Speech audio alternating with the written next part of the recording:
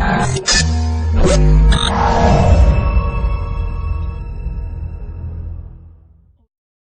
doctor José Manuel Díaz Campuzano es un reconocido fisioterapeuta, director de la Clínica de Rodilla y colaborador habitual de este espacio, en el que esta noche nos habla de un padecimiento que es cada vez más frecuente entre todos nosotros, la displasia de cadera. A ver, doctor. La displasia de cadera es uno de los temas más importantes en ortopedia. ¿Cuántos mitos existen en torno a este tema? Los papás, en la preocupación de tener un elemento importante en la afección o en las patologías de los niños, se preocupan de más cuando escuchan la palabra displasia. ¿Qué quiere decir displasia? Una formación o neoformación de algún elemento. En este caso vamos a referirnos a la cadera. La displasia de cadera es una falta de formación adecuada de los elementos que conforman la articulación del fémur y el acetábulo, importante para caminar. Hay que recordar que en el momento en el que se está formando el feto, los elementos para que se pueda automatizar el proceso de la cadera son mecánicos. Esto quiere decir que el fémur empuja el acetábulo y se va creando esa capita que finalmente parece como un cono.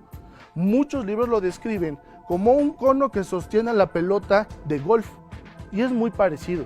La cabeza del fémur solamente está cubierta por un cuarto del acetábulo, que es el hueso que va a permitir que la articulación de la cadera pueda llevar al niño a caminar. Recuerden que entre los 9 meses y los 12, el niño va a empezar a dar sus primeros pasos. Cierto, unos pueden ser antes y otros un poco después. Sin embargo, si tenemos displasia de cadera, difícilmente van a poder comenzar a tener un desarrollo común los niños.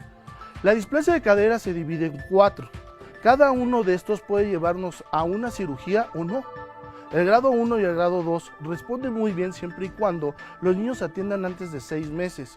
Vean por qué en este momento estoy dando la importancia de que ustedes, amigos televidentes, vayan con nosotros los ortopedistas, sobre todo los ortopedistas pediátricos, aquellos que tenemos el fellowship o la subespecialidad en esto, y revisemos a su niño desde el nacimiento.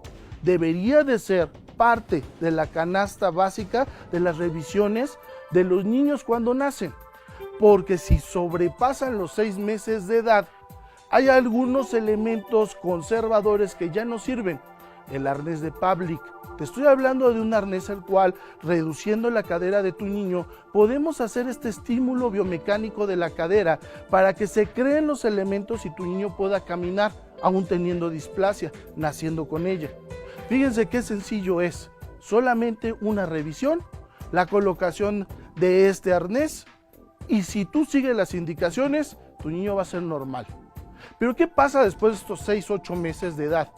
El niño empieza a disminuir con estas afecciones el estímulo, y entonces empezamos a hablar de cirugía. Operar a un niño, abrirle la cadera y hacer elementos en el cual tenemos que cortarla, ya empezamos a hablar de sangrados y algunas cuestiones un poco agresivas. Sin embargo, son necesarias. No dudes en que si tu ortopedista pediátrico te recomienda operar a tu niño, sea lo mejor. Cierto, tu niño va a caminar si no lo operas, pero ojo, va a crear un neoacetábulo. ¿Qué quiere decir eso? En la parte de arriba o de abajo va a crear un acetábulo falso, y esto va a provocar que la cadera se articule de manera errónea. Lo empiezas a ver cómo claudica, empiezas a ver cómo cojea, y esto va a provocar afecciones en columna y en rodilla. Entonces no es tan recomendable que lo dejes a simple evolución.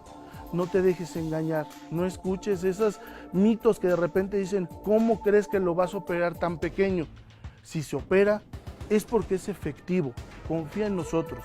Yo soy el doctor Díaz Campuzano, sígueme en redes sociales, Facebook, Clínica de Rodillas, o en www.clinicaderodillas.com.mx, www.rehabilitaciondeldeporte.com.mx y en Twitter como @cirugía de rodilla.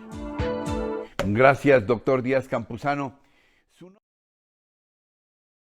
www.clinicaderodillas.com.mx